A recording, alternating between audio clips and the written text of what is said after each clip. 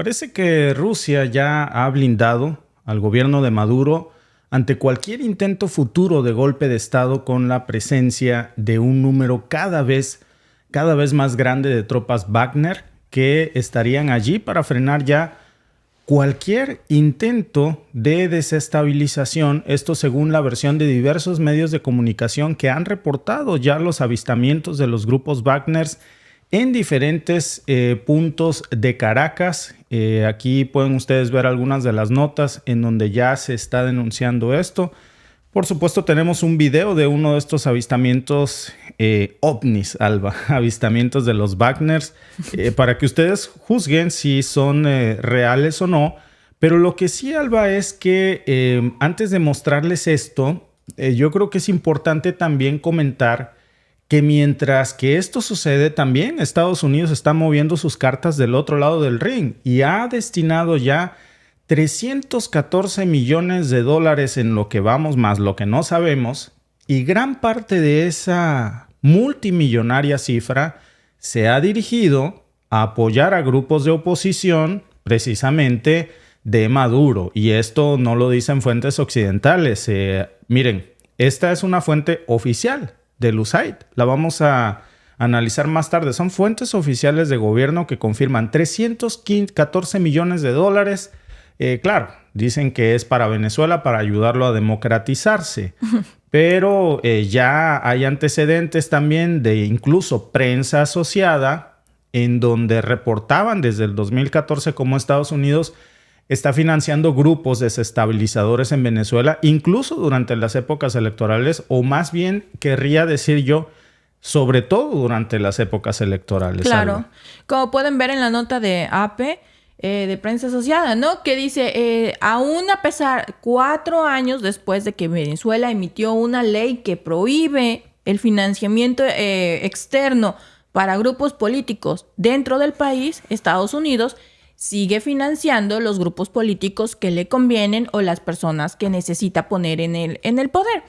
No es algo nuevo, no es algo que no hayan hecho nunca antes, es algo pues que ya lo habían hecho a lo largo del mundo en muchas ocasiones. En México, uy amigos, en México ni se diga. De hecho, en el intro pudieron ahí haber varios de los espurios de México a los que financió Estados Unidos. Sí. Desafortunadamente no somos los únicos. Si vemos la historia y conocemos el mundo, sabemos que en muchas otras partes del mundo pues han aplicado la misma. Que no nada más es Estados Unidos, por supuesto que no. Hay intereses regados en todo el mundo. Lo que pasa es que ahora se le está saliendo de las manos a Estados Unidos ese control hegemónico que tenía, y es el nacimiento del nuevo mundo multipolar, y es donde se aferran con todo a no dejar ir el poder. Pues sí, y por lo pronto, Alba, ya nos está quedando claro cómo esto no se trata de democracia. No. Es un juego de poder donde parece que cada potencia está intentando formar parte de un bando, y estamos a punto de una guerra civil proxy, por cierto, con el petróleo y los recursos de Venezuela como la joya de la corona para el que gane esta partida. ¿Quién va a ganar en este tablero geopolítico? Esa es la gran pregunta, en la que parece que ya no se trata del pueblo venezolano en absoluto. ¿Quién finalmente va a decidir esto? Ahora, ¿qué significa? Y vamos a comenzar viendo las dos caras de la moneda, tanto la rusa como la estadounidense. Comencemos con el bando ruso. ¿Qué significa realmente la posible presencia de los Wagner en Venezuela por un lado? Y después vamos a ver qué significa por el otro, pues el financiamiento multimillonario del Departamento de Estado en torno a esta situación en Venezuela. Cifras oficiales recientes del USAID muestran que hay 314 millones que el Departamento de Estado de los Estados Unidos ha destinado para esto. Estamos al borde de una guerra civil y una defensa, por otro lado, fomentada desde el extranjero.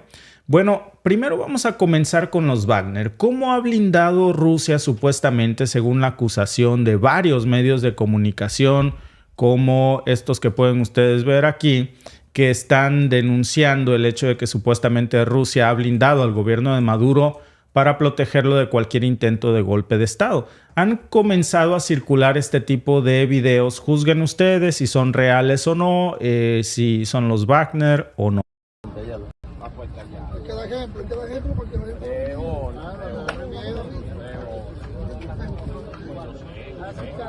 Mira, la única estatua de Chávez que no han tumbado es esta.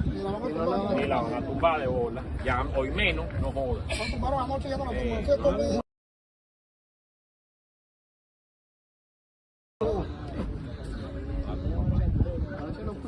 No pudieron anoche, ya no pueden. No pueden. Y ahorita están mañana. Bueno, pues parece, según estos videos que han estado circulando, que tropas con insignias del grupo Wagner de Rusia fueron ya vistos en Venezuela durante las protestas que surgieron a los resultados pues disputados de las elecciones desde ese domingo. Y ese número, esos avistamientos han sido cada vez más frecuentes. ¿Qué estarían haciendo los Wagner en Venezuela en estos momentos?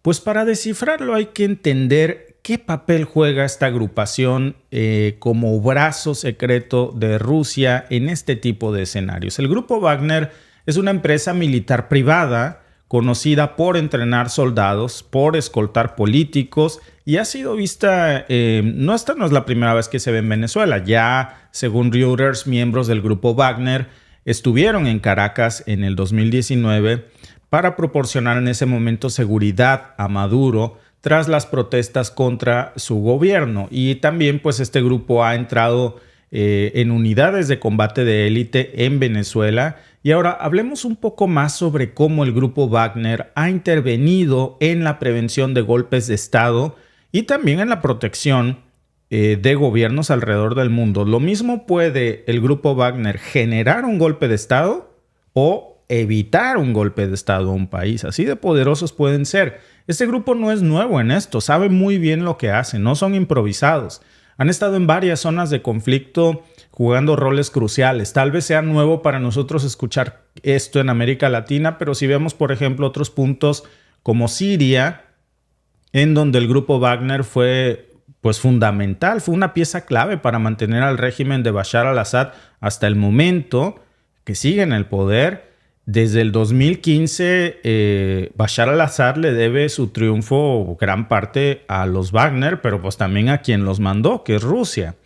Estos mercenarios han estado en muchas de las batallas más importantes, le dieron fuerza militar, le proporcionaron inteligencia, logística. ¿Cómo lograron evitar que cayera el régimen de Bashar al-Assad? Bueno, pues usaron una mezcla de tácticas de combate tradicionales, también muy poco convencionales, y ayudaron a Assad a recuperar territorios estratégicos que prácticamente ya había perdido y a recuperar también con esto el control de su gobierno. Esto no solamente fue lo que de alguna forma impidió que el régimen sirio colapsara, sino que también fortaleció muchísimo la presencia de Rusia en la región. Otro caso mucho más claro que este, lo hablábamos hace unos meses en esta mesa, en el 2023, Níger. Níger vivió un golpe de Estado que terminó con la expulsión de las tropas francesas y estadounidenses. ¿Quién estuvo detrás de todo esto? Apoyando al nuevo régimen militar, pues exactamente se reportaron avistamientos de nueva cuenta del grupo Wagner. El grupo Wagner, que fue especialista en esto, no solamente le dieron seguridad y entrenamiento militar a estos grupos, sino que también aprovecharon estas tensiones locales y lograron expulsar todo rastro de influencia occidental en el Níger, al punto que lo recordábamos ayer, las bases militares que Estados Unidos tenía desde hace mucho tiempo y Francia en Níger, pues tuvieron que desalojarlas porque el nuevo régimen que ya está en Níger les dijo, ya no te queremos aquí. Los corren de la base 101 y una vez que los corren le dicen, pero ¿sabes a quién sí queremos aquí? A Rusia. Y entonces Rusia es quien tiene en estos momentos a sus tropas en donde antes había tropas estadounidenses. Este resultado precisamente pues fue gracias a la influencia de los Wagner. Fueron una pieza clave para que Rusia pudiera tomar el control o ganar fuerza en el tablero geopolítico en donde antes gobernaba una hegemonía occidental. Si vemos este movimiento del Níger, pues no es un caso aislado. Esa misma técnica la replicó también Rusia a través de los Wagner en muchos otros países africanos, del Sahel, para ser completo. Mali, hablábamos en esta mesa también de cómo expulsaron en su momento a las fuerzas francesas, apoyaron al gobierno militar local Y esto pues logró que Rusia se fortaleciera también aquí en Mali y con esto también tuvo acceso a muchos recursos naturales valiosísimos, muy importantes para todo el planeta, para Rusia, para Estados Unidos, y de quien dependiera el control de esos recursos pues habría ganado una partida importantísima. Pues esa partida la ganó Rusia. Y no solamente le ganó el mandado en Níger y en Mali. En la República Centroafricana y Sudán, Wagner también tuvo un impacto muy similar.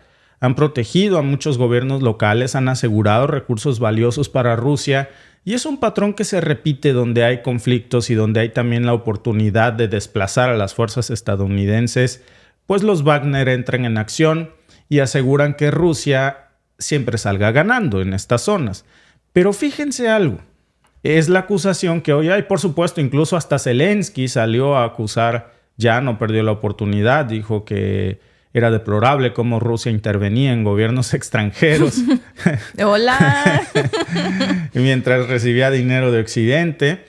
Pero, Alba, tampoco podemos tomar de lado esta otra cara de la moneda, porque Rusia no es el único que está siendo señalado aquí. Ahora hay que hablar de Washington y lo que está haciendo. Washington no se está quedando con los brazos cruzados. Desde hace mucho tiempo está en el punto de mira las acusaciones de cómo interviene precisamente, pues se han vuelto cada vez más frecuentes, no desde hoy.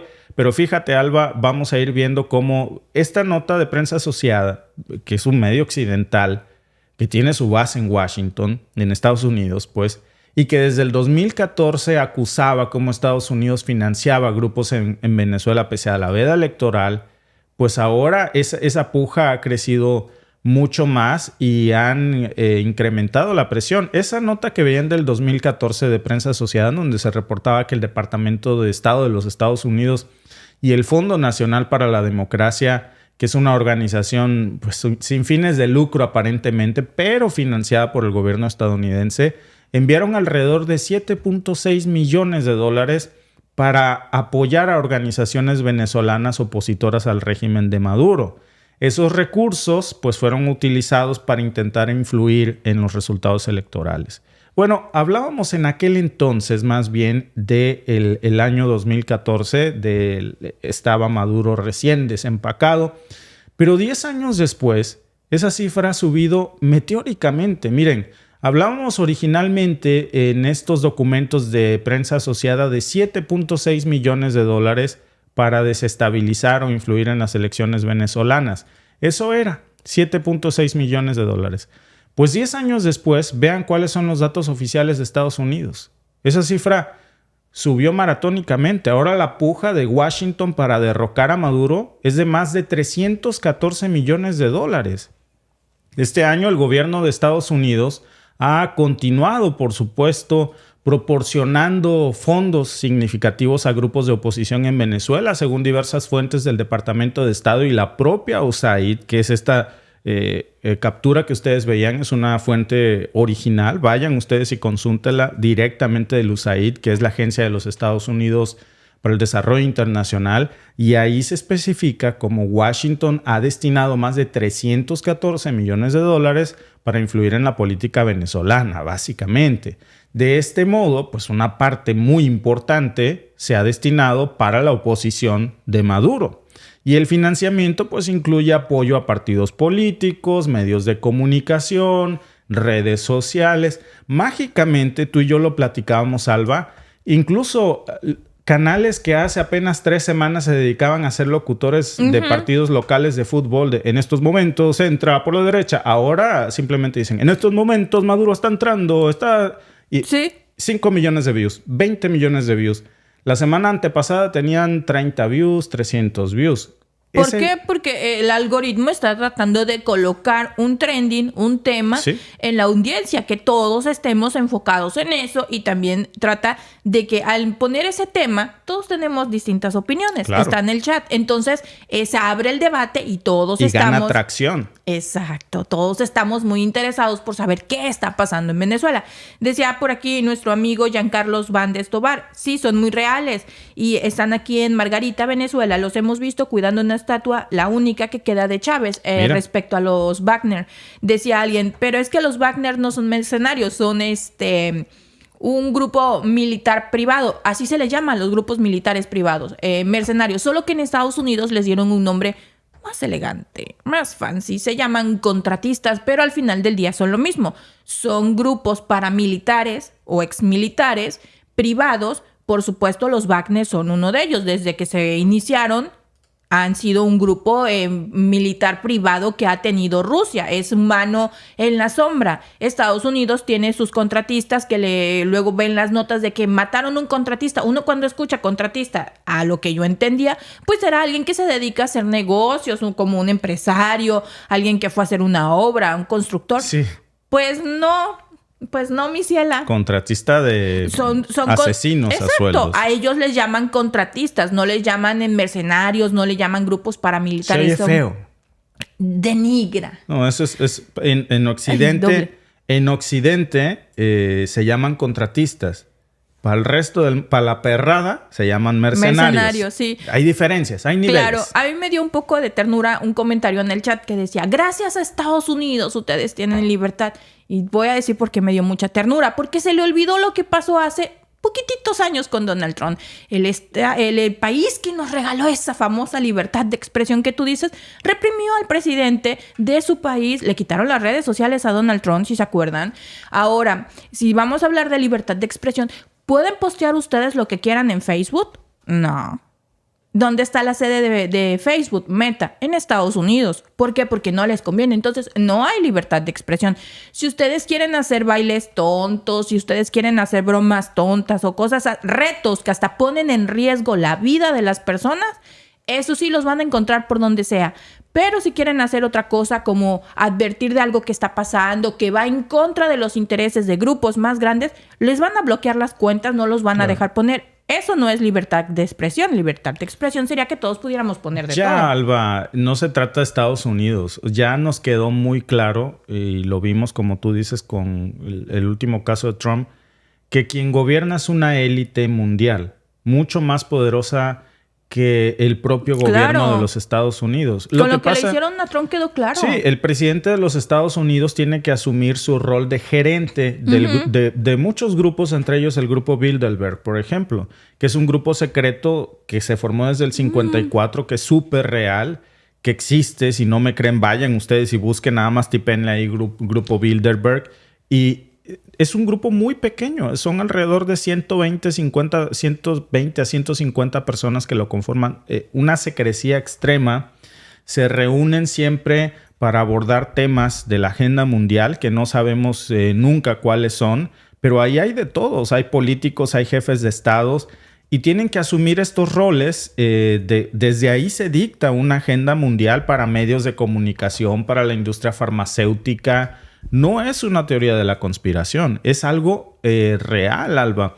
Lo que pasa es que cuando llega una persona como Donald Trump que no quiere asumir el rol de ser simple gerente del grupo Bilderberg, por ejemplo, y otros más, pues entonces es cuando empiezan a quitarles, fíjate cuán más poderosos quieren ser, las redes sociales, la libertad de expresión e incluso un intento de asesinato. Claro. No lo descarten, no lo descarten.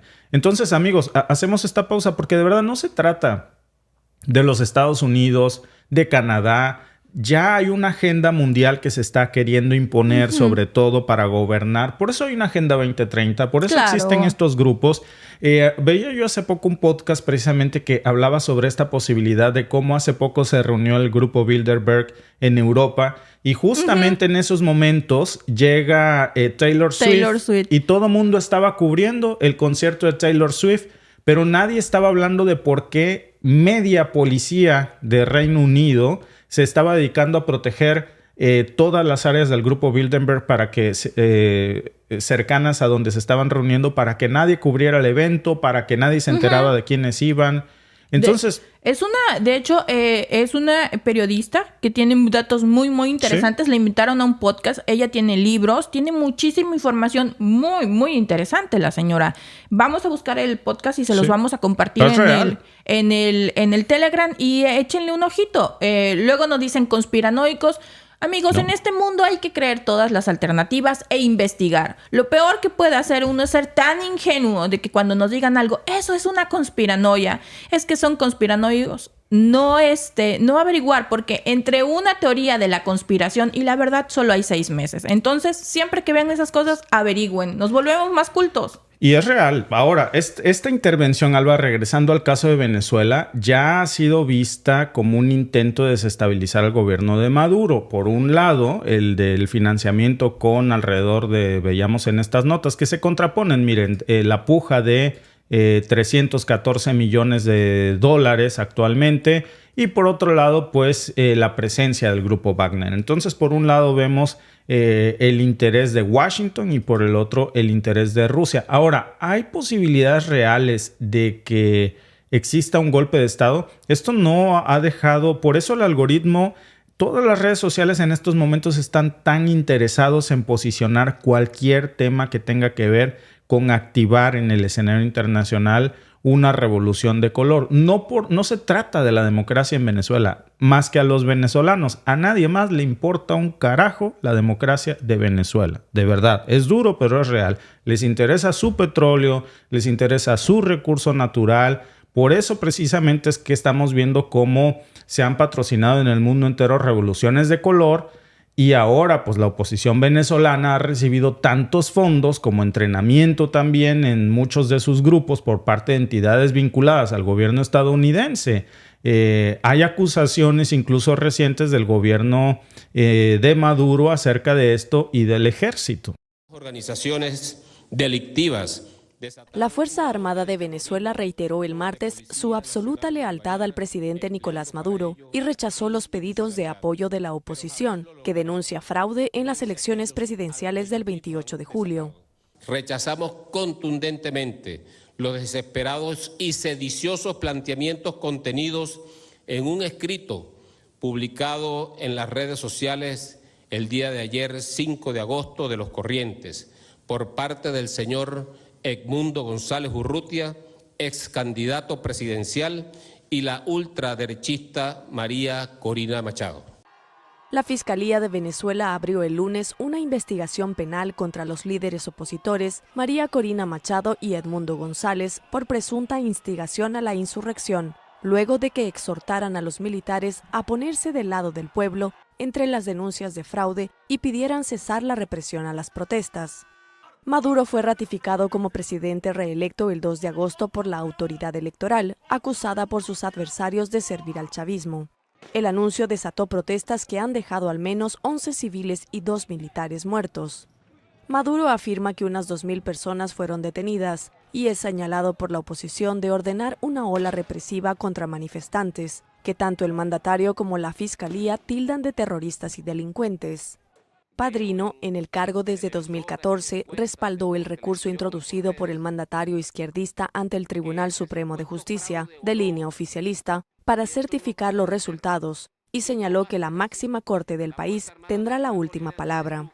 Por su parte, la líder opositora María Corina Machado denunció el martes una campaña de terror en el país y aseguró que el miedo no paralizará las movilizaciones. El miedo no nos va a paralizar. Lo vamos, como lo hemos hecho hasta ahora, siempre a su...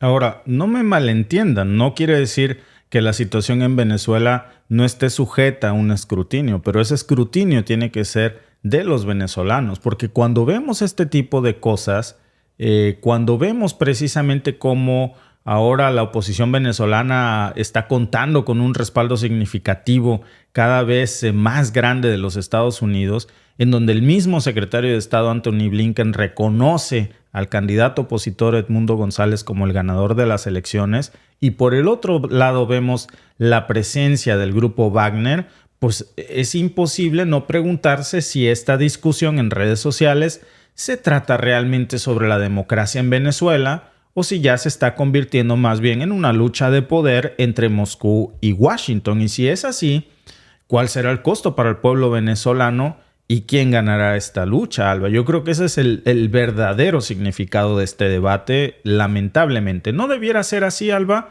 pero así es en estos momentos. Así es.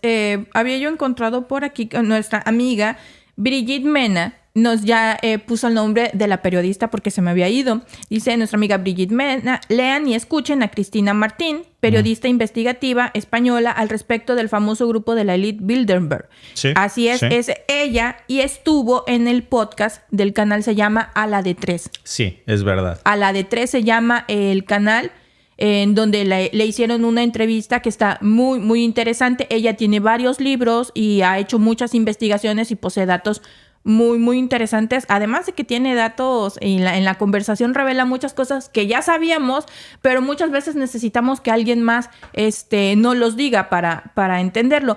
Veía también en el chat, veía a alguien que creo que tiene un poco de un fallo en su comprensión auditiva. Nosotros no dijimos que Estados Unidos esté financiando guerrillas. Está financiando lo que estamos viendo en las calles.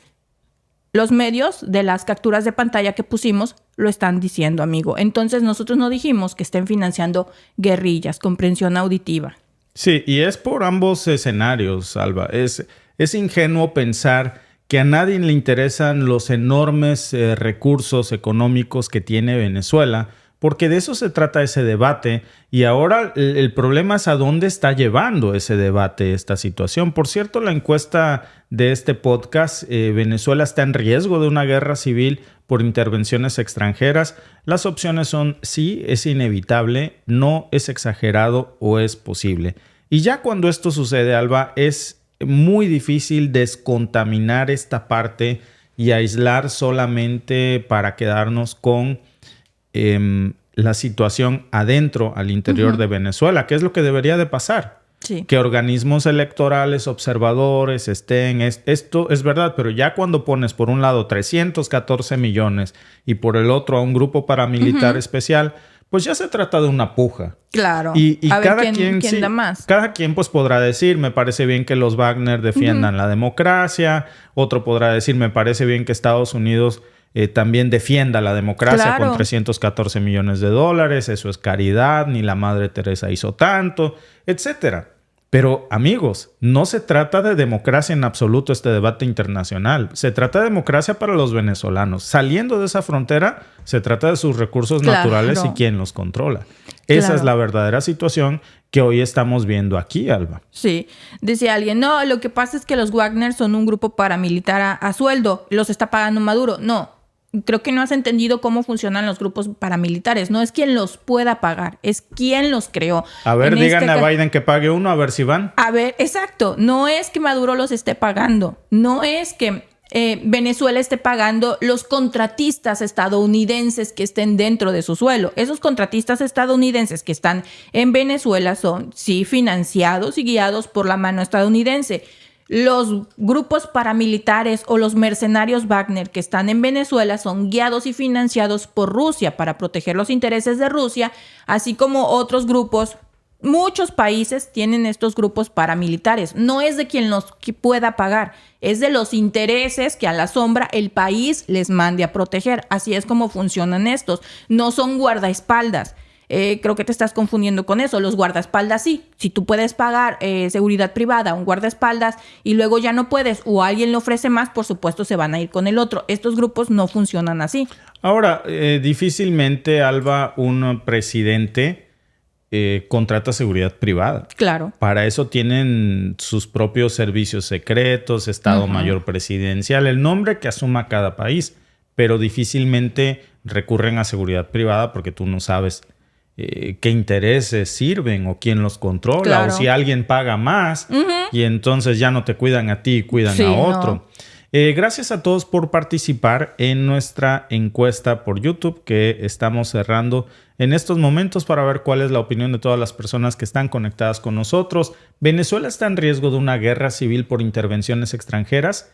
El 42% cree que es posible, el 32% cree que sí y ya es inevitable, y el 27% cree que es exagerado pensar que sea así. Vamos a estar muy atentos de esta situación, pues para ver cómo se desenlaza, Alba. Y no olvidemos que yo creo que esto es muy importante, que este debate en redes sociales y en los medios no se trata en absoluto de la democracia venezolana. No. Se trata de sus recursos naturales. Sí, del petróleo. O sea, la lucha no es por la libertad de Venezuela.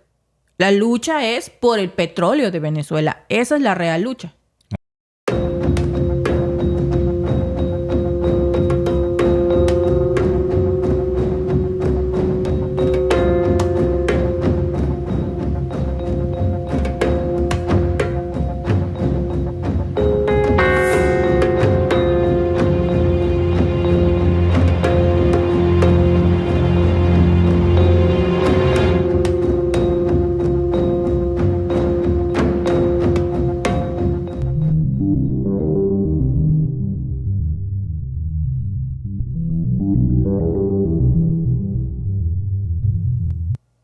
El oeste de Rusia está en llamas en estos momentos. Ucrania lanzó sorpresivamente una ofensiva en dirección a territorio ruso en Kursk. Entraron con tanques de guerra, con blindados, más de 1000 elementos. ¿Qué es lo que realmente busca Ucrania haciendo este tipo de acciones? Sobre todo, y esto es lo más delicado de lo que hoy vamos a analizar, dispararon con armamento pesado cerca de una central nuclear rusa. ¿Están preparando un contraataque a esta central nuclear cerca de Zaporizhia?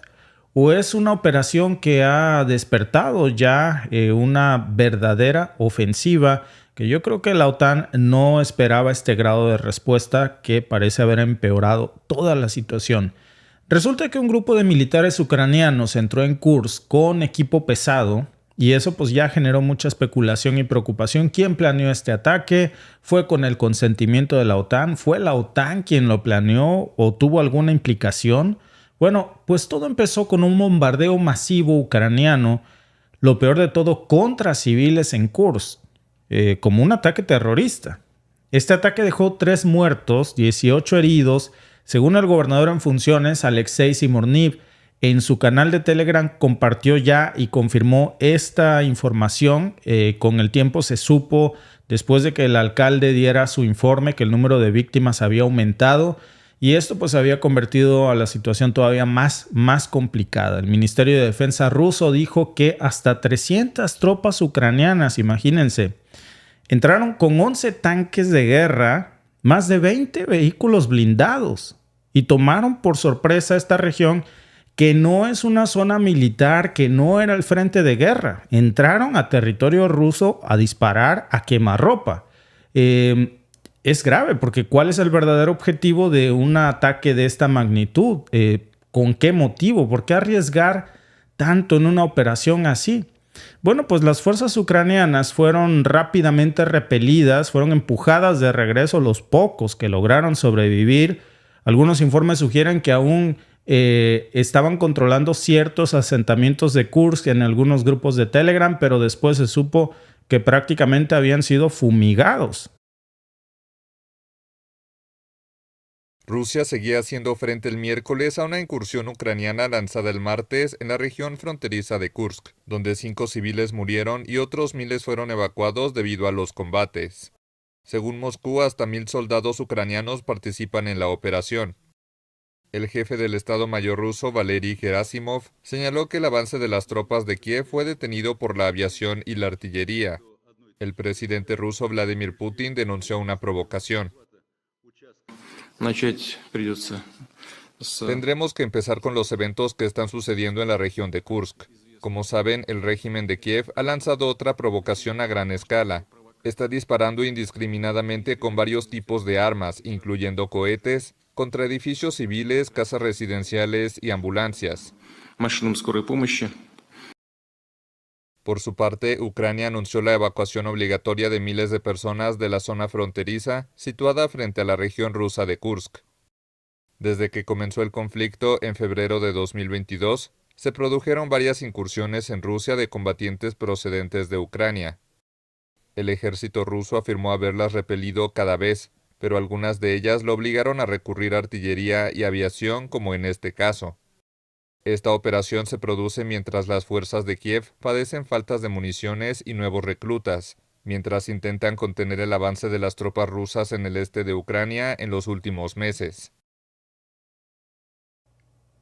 Pues algunos analistas como el conocido blogger Yuri Podolovka ha dicho ya que el objetivo de esta situación podría ser en realidad atacar la central nuclear de Kursk, la central rusa, y si esto llega a confirmarse, pues sería muy grave. La idea que estaría detrás de esto, y no sabemos cuál es el grado de implicación que la OTAN pudo haber tenido en este ataque, pues sería controlar como una herramienta de chantaje esta zona para, pues básicamente obligar a Moscú a negociar bajo términos favorables para Kiev de que se retire, no de la victoria, fíjense, ya nadie está hablando de la victoria para Ucrania.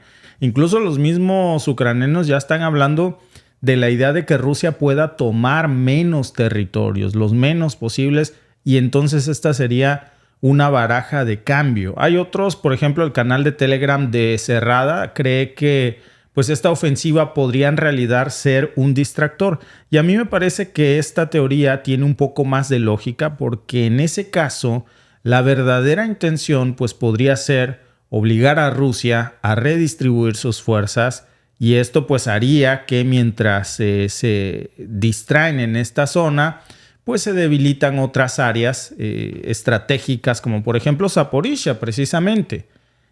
Y esto nos lleva a preguntarnos pues si es esta una maniobra de distracción ucraniana planeada por la OTAN, o si hay un objetivo más profundo como atacar una central nuclear rusa, porque eso sería gravísimo, podría desencadenar un desastre nuclear en la zona.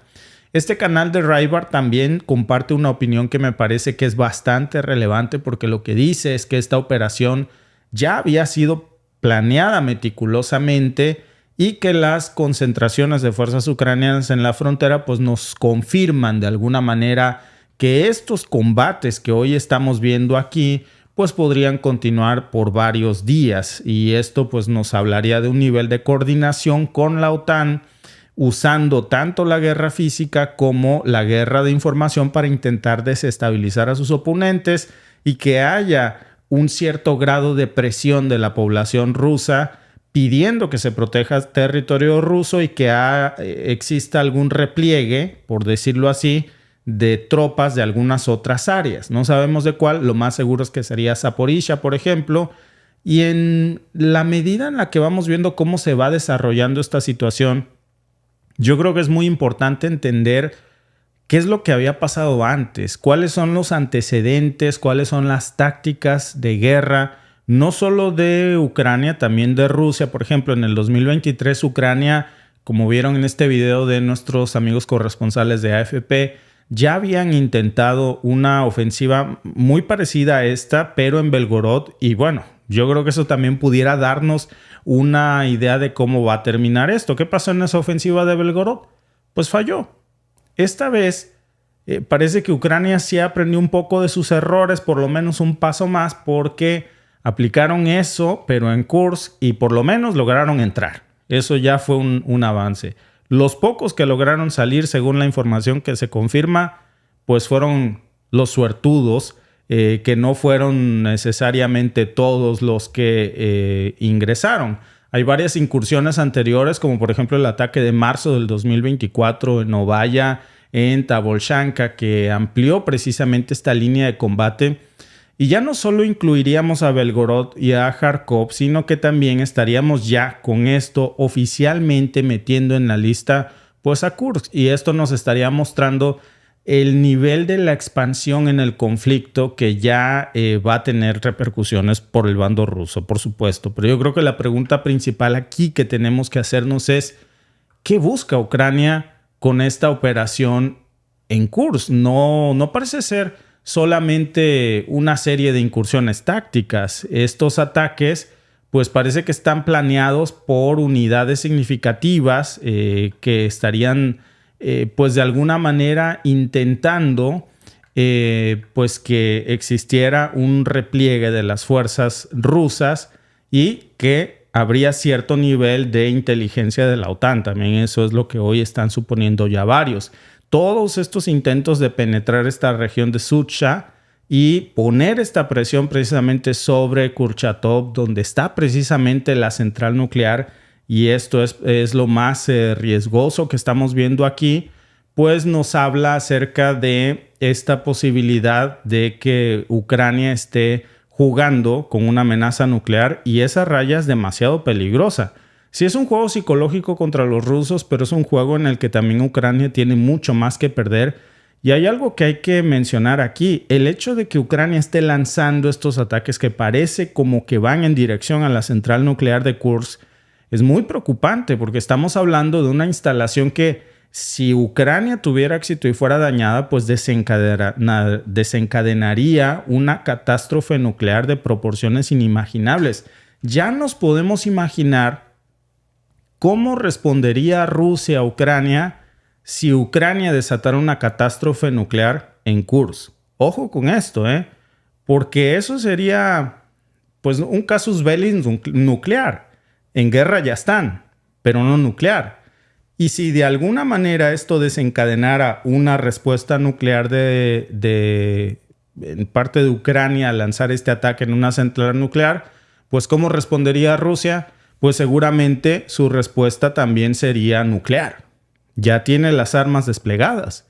Y si algo nos ha enseñado la historia, es que este tipo de tragedias como Chernobyl, como Fukushima, lo devastador que puede ser un accidente de este tipo, pues ahora imagínense que una central nuclear se convierta en un objetivo militar.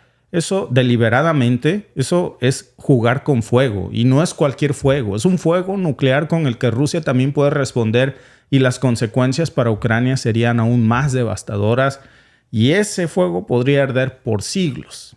Entonces, el hecho de que Ucrania esté llevando a cabo estas operaciones militares tan cerca de una central nuclear rusa es sumamente irresponsable. Nos muestra un nivel de irresponsabilidad de Zelensky alarmante. Esa posibilidad de que cualquiera de estos proyectiles que se lanzaron hace un momento pudo haber una bomba, un misil.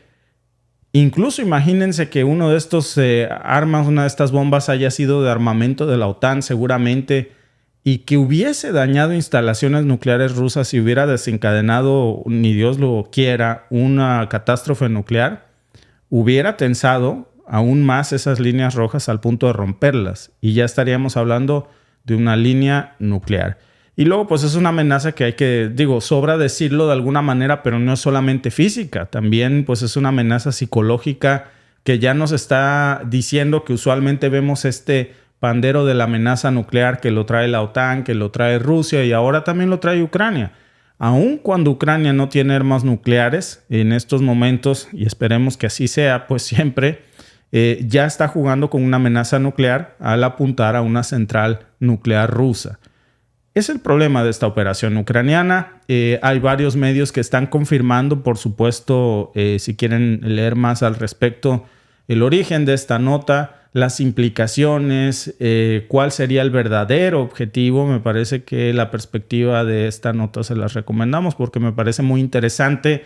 Habla acerca de que el objetivo real sería en dos vías. La primera, atacar la central nuclear de Zaporizhia, o dos, que también sería preocupante, pues un distractor para lograr que Rusia repliegue algunas de sus tropas, pero también de cómo Ucrania ya no está hablando de ganar la guerra. Simplemente de lo que está hablando es pues de que Rusia ocupe la menor cantidad de territorios posibles una vez que esta guerra pues se termine. ¿Cómo respondió Rusia a estos ataques, por cierto? Pues ya se lo imaginarán. Seguramente esta respuesta no ha terminado aún, apenas ha comenzado, pero ya las imágenes que ustedes vieron en un principio de este podcast son reales y son de hace unos momentos. Es parte de la ofensiva que se lanzó en la región de Sumy, desde donde muchos de estos ataques fueron lanzados. ¿Se acuerdan? Los ataques ucranianos. ¿Se acuerdan? Fíjense nada más, lo decíamos antier en esta mesa. Platicábamos de cómo para Rusia era muy importante tomar Sumy porque es muy peligroso, porque desde ahí Ucrania lanza muchos ataques a territorio ruso. ¿Se acuerdan que lo decíamos? De que ese era el verdadero juego de poder en Sumy. Y que para Rusia, cuando esta guerra se termine, tener el control de Sumy, que es una localidad de más de 700,000 habitantes, o neutralizarla es básico, porque es la manera en la que ellos se podrían garantizar que no se van a lanzar nuevos ataques a territorio ruso. Y miren, hoy este ataque precisamente se lanza desde aquí, desde Sumy nuevamente. Y esto pues es parte de un esfuerzo más que está haciendo Rusia ahora para intentar tomar el control de Sumy por cosas como esta. Y pues ahora la pregunta es si eso va a ser suficiente, si esa respuesta va a detener los ataques frecuentes de Ucrania desde la región de Sumy, o si hay otra manera de garantizar la seguridad de Kursk. Pues vamos a ver en las siguientes horas cómo se desenvuelve esta situación, que por supuesto varios canales de Telegram ya están difundiendo varios rumores sobre evacuaciones, videos falsos sobre movilizaciones. La realidad no es así.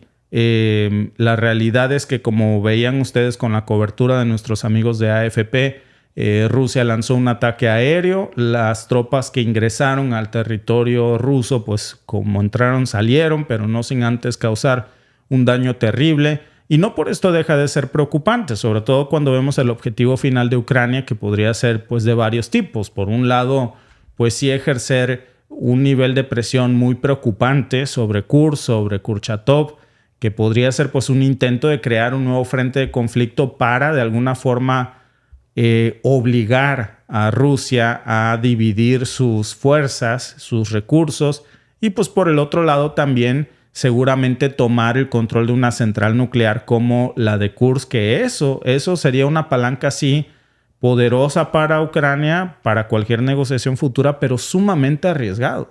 Muy arriesgado, porque si en su intento de tomar esa central nuclear, que yo creo que es ingenuo pensar que lo lograrían, pero en el intento se daña esa central nuclear y se desencadena una catástrofe de ese tipo, olvídense de las consecuencias.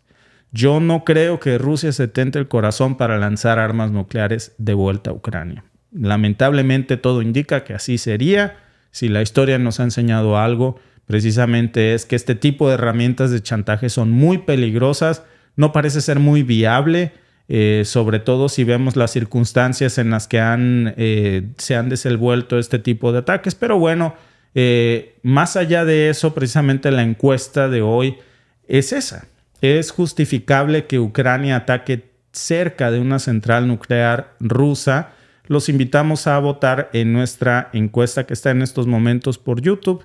Las opciones de respuesta son sí, para defenderse, no, es demasiado peligroso, o finalmente solo si hay alternativas viables. Pues vamos a ver cómo se desenvuelve esta situación, que sobra decir que es por demás preocupante la forma en la que se está desenvolviendo ya, y también de alguna forma confirma lo que nosotros estábamos diciendo apenas antier en esta misma mesa acerca de la importancia para Rusia de tomar control de la localidad de Sumy, precisamente porque lo ve como un riesgo cada vez más grande que desde ahí se lancen ataques como estos. Y ahora se cruzó una línea muy delicada, porque ahora el ataque es nuclear, y esto entonces le da el pretexto perfecto ya a Rusia para tomar control con todo, para lanzar seguramente en los próximos días, ya verán si no, una ofensiva a gran escala sobre Sumy,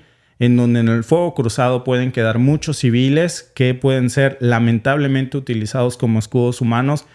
Y es parte de la irresponsabilidad. No puedes lanzar un ataque nuclear a una región usando un escudo humano de un área tan densamente poblada como Sumy, que tiene más de 600,000 habitantes, porque quienes van a sufrir al final del día son los ciudadanos que no tienen vela en este entierro.